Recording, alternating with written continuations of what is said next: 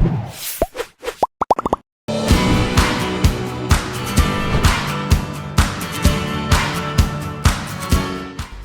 Vino Giovanni Bastian atau yang kerap disebut dengan Vino G. Bastian tentunya sudah tidak asing lagi bagi penikmat film tanah air. Aktor sekaligus model yang satu ini memang sudah malang melintang di dunia hiburan sejak tahun 2004 lalu. Vino G. Bastian memulai karirnya sebagai model yang lambat laun kian meroket kala membintangi beberapa film layar lebar. Dan berkat bakat aktingnya, suami Marsha Timothy ini pun rupanya kerap mendapatkan nominasi hingga penghargaan bergengsi. Meskipun demikian, Vino mengaku bahwa hingga kini dirinya masih terus belajar dalam membangun chemistry ketika memerankan sebuah tokoh film.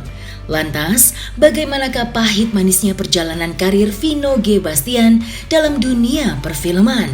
Dan seperti apa karakter yang akan diperankan pada film terbarunya tersebut? Susahnya adalah dalam arti jangan sampai kita memberikan satu gambaran yang ternyata berbeda dengan fakta sebenarnya gitu. Makanya ketika saya dapat skrip ini, saya minta izin Falcon, boleh nggak saya kasih skrip ini ke psikolog? Karena saya benar-benar buta tentang disabilitas ini. Disabilitasnya apapun, saya nggak ngerti gitu. Akhirnya saya nggak mau main-main deh kalau untuk berurusan dengan berkebutuhan khusus seperti ini. Akhirnya saya kasih skripnya ke ketiga psikolog dan mereka mempelajari. Akhirnya mereka ini nggak saling kenal gitu psikolognya. Yang pertama bilang ini intelektual disabilitas. Jadi secara fisik tidak pernah ada masalah. Yang bermasalah adalah kemampuan dia berpikir itu sama seperti anak kecil. Psikolog kedua dan ketiga pun sama gitu. Terus kalau udah tahu ini sama, saya mau lihat realnya seperti apa gitu. Ada nggak contoh orangnya gitu. Saya dikasih lihat, saya ketemu berkali-kali dengan orang-orang tersebut dan yang saya jadikan role modelnya gitu.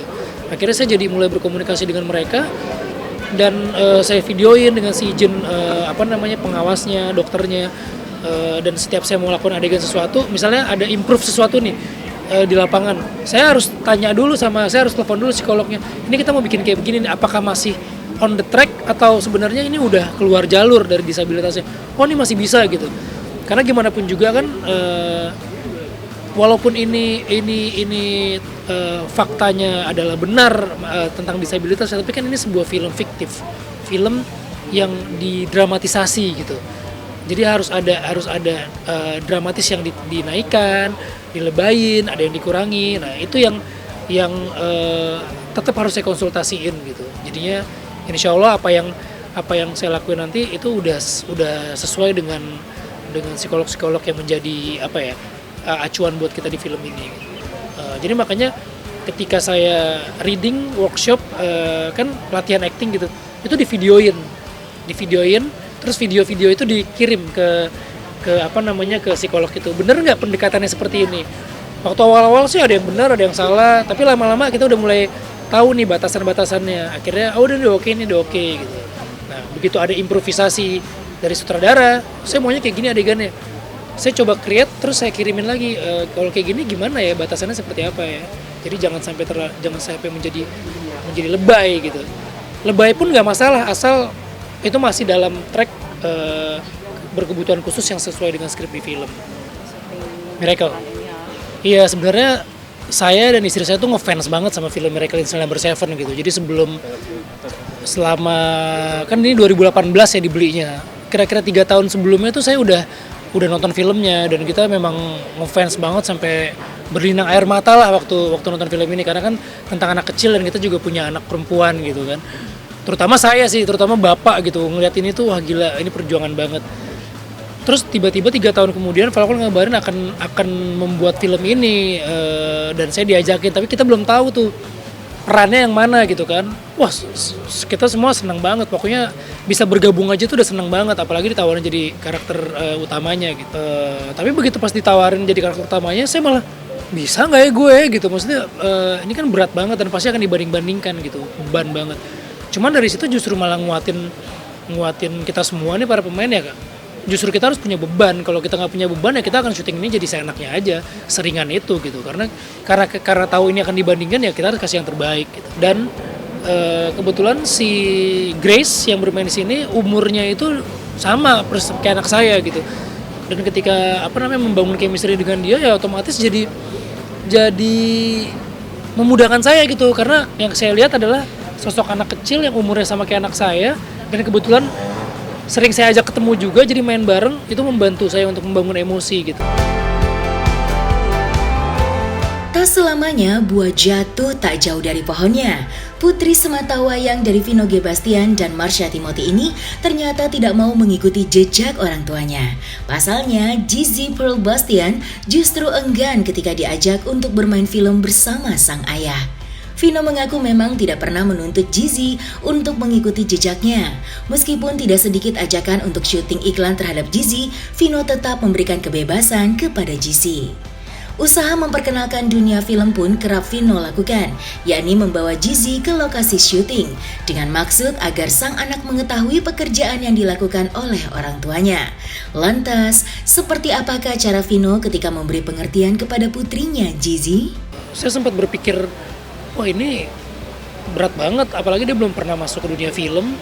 Dia memang suka di sekolahnya suka main teater gitu, tapi itu bukan jadi jaminan juga gitu. Akhirnya pelan-pelan saya ngomongin sama istri saya, ya coba ditawarin aja, tapi saya nggak berani ngasih lihat filmnya karena filmnya sendiri, wah dia tuh sensitif banget kalau ngeliat ditontonin film aslinya yang dari Korea, wah dia bisa kejang-kejang kali lihat adegan di dalam filmnya. Akhirnya saya coba ngobrol, ditawarin main film, mau nggak? Nah saya belum cerita tuh film apa. Nah dari situ aja dia bilang, enggak, aku mau nontonnya aja. Oh ya udah, berarti memang awalannya aja dia udah nggak tertarik gitu. Aku juga nyari cast yang lain, ditawarin lagi, aku nggak mau gitu. Sampai 3 kali, kan aku udah bilang aku nggak mau gitu. Oh ya udah, saya nggak paksa gitu, karena memang saya nggak pengen nggak ngarahin anak saya untuk jadi aktor juga. Ya udah, akhirnya dicari cast yang lain. Mungkin karena saya nggak ngarahin anak saya untuk masuk ke film, dan dianya juga masih seneng main, kan berarti kan kalau misalnya itu 3 tahun yang lalu, berarti tuh dia masih umur 6 menuju 7 gitu kan. Jadi kayaknya untuk berpikir main film, apalagi sekarang di film Miracle in Slumber 7, kayaknya buat saya masih terlalu berat sih buat dia. Karena yang ngelit di film ini kan bukan saya, tapi anak kecilnya gitu. Nah gimana gitu, emosional banget gitu. Dan saya pasti juga akan jadi rewel kalau misalnya syuting nggak sesuai dengan jam yang sehat. Kalau misalnya merestui atau nggak merestui, saya balikin lagi ke Gigi gitu. Kayak misalnya tawaran iklan tuh banyak banget, tapi saya tawarin dulu, ini ada tawaran ini, mau nggak ngobrol kok ini sama mami sama daddy gitu di situ. Oh enggak, aku nggak terlalu suka gitu. Kadang dia nanya ceritanya tentang apa, ceritanya kayak gini, oh aku nggak suka, nanti aja aku nonton gitu. Kita kasih tahu gitu, maksudnya kadang-kadang kalau situasi syutingnya itu kondusif, kita bawa ke lokasi, kita kasih lihat, ini loh pekerjaan orang tuanya tuh kayak gini, jadi kenapa kadang-kadang pulang malam ya karena memang kerjaannya seperti ini. Terus ada film-film yang kita mainin, kamu belum boleh nonton, kamu boleh nontonnya nanti kalau kamu udah gede gitu. Terus kalau misalnya kamu nonton sesuatu di luar, di sosmed atau apa, kamu harus kasih tahu aku dulu kamu mau nonton apa gini, jadi bisa difilter. Jadi memang saya nggak membatasi tentang kemajuan teknologi, tapi saya filter informasi apa yang boleh dia terima gitu, karena anak kecil kan serapnya tuh gampang banget, cepet banget. Dan sekarang kejahatan sosial media itu, apalagi kejahatan terhadap anak itu kan banyak banget dan terselubung banget gitu. Bahkan game-game online aja yang lucu gitu di luar, tampak luarnya itu di dalamnya itu bisa berbahaya banget gitu. Oh iya, dia kalau ngeliat saya kalau kasih syuting, dia duduknya di meja di kursi sutradaranya. Kadang-kadang ketika saya take, pas saya lihat, loh kok anak saya di kursi sutradaranya gitu, sama Mas Rako, sama Mas Riri Riza waktu itu, tiba-tiba diambil alih kursi kebesaran saudaranya itu. Tapi untungnya saudara-saudara itu kan juga seneng ketika melihat ada anak yang suka dengan directing gitu. Dan saya baru memahami gitu bahwa anak saya tuh ternyata sangat detail gitu ketika melihat saya di film. Jadi dia pernah ngelihat saya ketika di film pembuatannya sama proses ketika jadinya. Misalnya waktu syuting Wiro Sableng gitu misalnya. Wah, kok waktu itu saya nggak ada darahnya di sini nih. Kok pas dilihat di bioskop, kok dia ada darahnya di sini. Itu gimana caranya gitu? Oh, saya ajarin itu tambah CGI, itu tambah special effect. Oh gitu. Nah, hal-hal seperti itu yang jadi bikin dia tuh ketika nonton film lebih apa ya, selangkah daripada anak yang lain. Ketika anak-anak yang lain takut darah, dia bisa bilang enggak, itu cuma bohongan gitu.